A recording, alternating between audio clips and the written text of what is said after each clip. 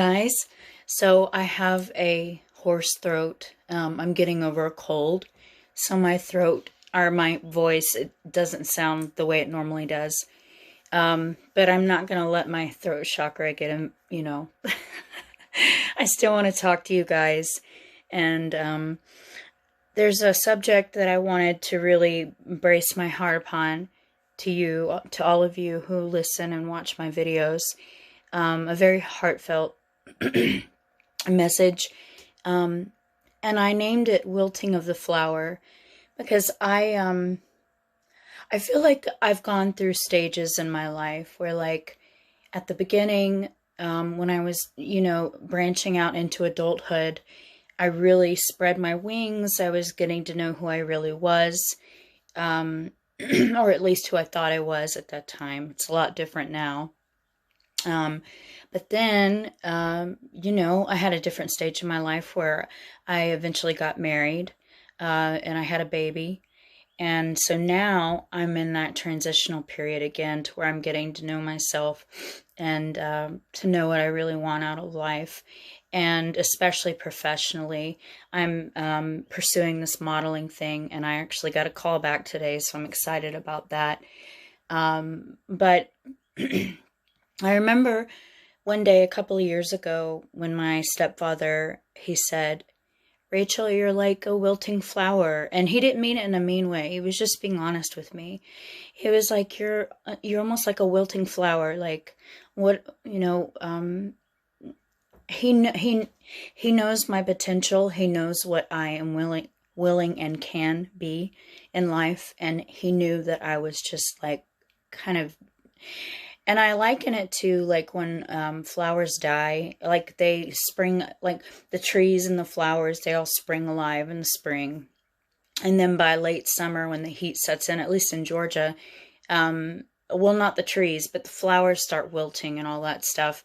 And the trees, all the leaves fall in the fall. And I think we all go through those transitions in life. And I wouldn't take back any of the lessons that I've learned through the darker times of my life. It's not just my mom dying when I was 17. That was definitely the darkest. But other bleak and dark areas of my life later on that were challenging and are challenging. I mean, I'm still going through them right now.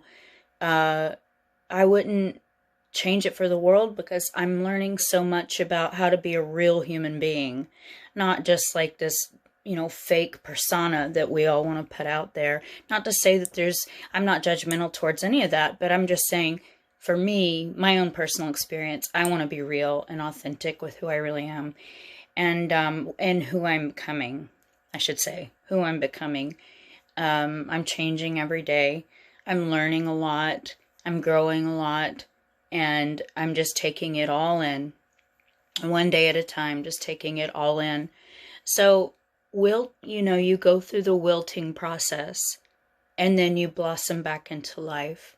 And then you go through another challenging part of your life where you kind of wilt a little bit, and then you go back into the full spring of life, where everything's blossoming and everything's blooming, and everything is a possibility, and you're excited about life. And I think that I